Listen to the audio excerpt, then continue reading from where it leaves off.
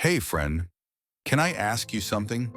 When life feels overwhelming, when you're exhausted, uncertain, or simply lost, who do you turn to? Is it your phone? Your calendar? A friend? Yourself? In a world filled with noise, pressure, and nonstop demands, sometimes it feels like we're wandering without a map, like we're walking through valleys of confusion, shadows of fear, or seasons where everything feels out of control. But right in the middle of that chaos, there's a whisper, a sacred invitation, a promise that you're not walking alone. And that promise is found in one of the most beloved passages in all of Scripture, Psalm 23. The Lord is my shepherd, I shall not want. You may have heard these words before, maybe on a wall plaque, at a funeral, or whispered in prayer during tough times. But have you ever stopped to really listen? To let these words breathe life back into your weary soul? Psalm 23 is more than poetry. It's more than a comforting ritual. It's a declaration, a lifeline, a holy reminder that you are seen, led, and cared for by the Good Shepherd himself, God. In the Bible, the shepherd isn't just a gentle image, it's a powerful one. A shepherd knows every sheep by name. He provides, he protects, he corrects when necessary, and most of all, he never leaves. Think about that. When you don't know what tomorrow holds, the shepherd already walked ahead of you. When you can't see the way, the shepherd is guiding every step. When enemies surround, he prepares a table right in front of them, reminding you that you are covered, chosen, and never forgotten. Psalm 23 speaks to the deepest parts of the human heart, our need for security, for peace, for purpose, and it gently answers every fear with this unshakable truth. You are not in this alone. So today I invite you, before the busyness begins, before the world pulls your attention in every direction, to pause and remember the shepherd who walks with you, speaks to you, and carries you when you're too tired to move. This is not just another day. It's another chance to walk with the one who makes all things new. Let Psalm 23 be more than words. Let it be your anchor today. Because when God is your shepherd, peace isn't a theory, it's your reality. Let's take a deeper walk through this psalm, verse by verse, and let every word sink into the soil of your soul. The Lord is my shepherd, I shall not want. Varke. 1. David doesn't just say the Lord is a shepherd, he says he is my shepherd. That changes everything. It's personal, it's relational. You are not a number to God. You are not just one sheep in a crowd. You are known, seen, called by name. The same God who created the galaxies chooses to walk beside you as a gentle, attentive shepherd. And because he is your shepherd, you lack nothing. That doesn't mean life is always easy or that you'll get everything you want, but it does mean you'll always have what you need. Think about that. In a world constantly telling us we're missing something, Psalm 23 begins with the radical truth that with God, we already have enough. He makes me lie down in green pastures. He leads me beside still waters. V2. This verse paints a picture of peace, rest, stillness. But don't miss the first part. He makes me lie down. Sometimes we don't know how to stop. We go from one deadline to the next, one crisis to another, barely catching our breath. And yet God, as a loving shepherd, sometimes has to slow us down, not to punish us, but to restore us. Like a parent holding a tired child, God gently leads us to places where our soul can rest and be replenished. Still waters represent peace, clarity, and refreshment, not the stormy chaos the world so often brings. He restores my soul. He leads me in paths of righteousness for his name's sake. VR3. Let that sink in. He restores, not just repairs, not just patches, restores. Some of us have walked through broken seasons, physically, emotionally, spiritually, and maybe you felt like your soul has been drained, dry, or even shattered. But here's the good news. The shepherd doesn't leave you in pieces. He restores you fully, gently, faithfully. And he doesn't just lead you in any direction. He guides you down the right paths of righteousness. Not because you earned it, but because his name is on the line. His goodness, his glory, his promise. Even though I walk through the valley of the shadow of death, I will fear no evil, for you are with me. V4.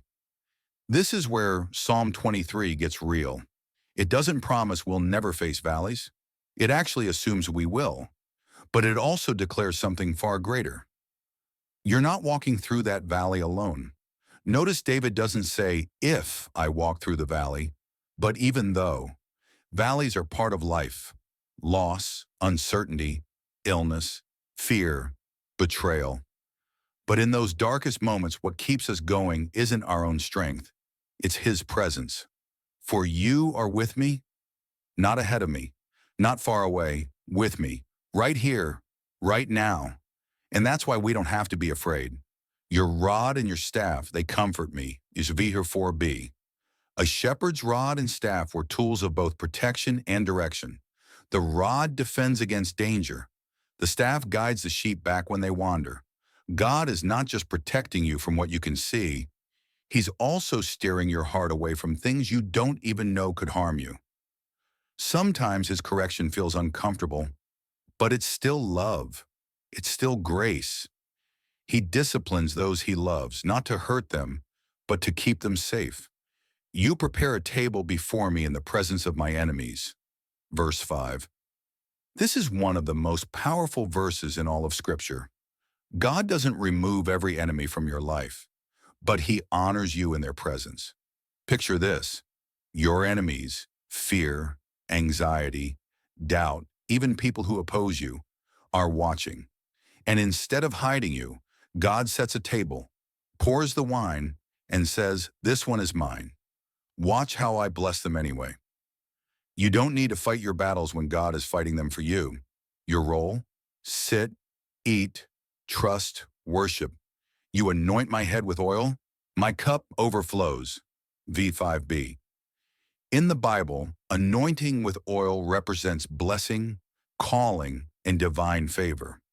God doesn't just give you enough. He gives you more than enough. Your cup is not just filled, it's overflowing. Not because of who you are, but because of who he is. A generous, faithful, and loving shepherd. Surely goodness and mercy shall follow me all the days of my life.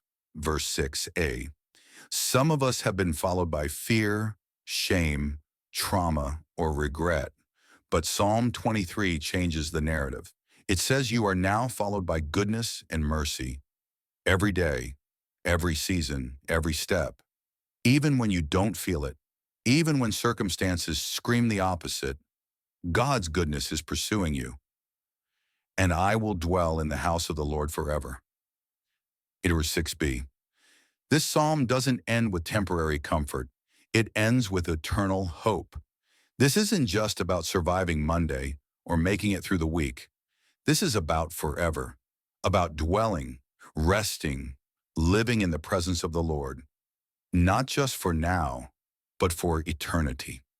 Because at the end of every valley, every battle, every breakthrough, there is a place of belonging in the house of the shepherd. Friend, maybe you've heard Psalm 23 100 times before. Maybe you've even memorized it. But today I pray you feel it deep in your soul. Because this psalm isn't just beautiful poetry. It's not just a favorite at funerals or framed on walls. It's a lifeline, a rescue rope for weary hearts, a declaration of trust when the world feels uncertain. Psalm 23 is not for the perfect. It's not for those who have it all together. It's for the tired, the anxious, the grieving, the confused, and the hopeful. It's for those who are walking through valleys, who feel surrounded by enemies, who long for restoration and peace. And maybe that's where you are right now. So here's the truth I want to leave with you today. You have a shepherd, and his name is Jesus. He's not a distant figure in the clouds. He's not just a Sunday concept or a religious idea. He's personal, present, compassionate, and completely committed to walking every step of this life with you. When you're lost, He leads. When you're tired, He gives rest. When you're afraid, He surrounds you with peace. When you're attacked, He defends and honors you. When you fall, He restores. And when the world fades, He welcomes you home.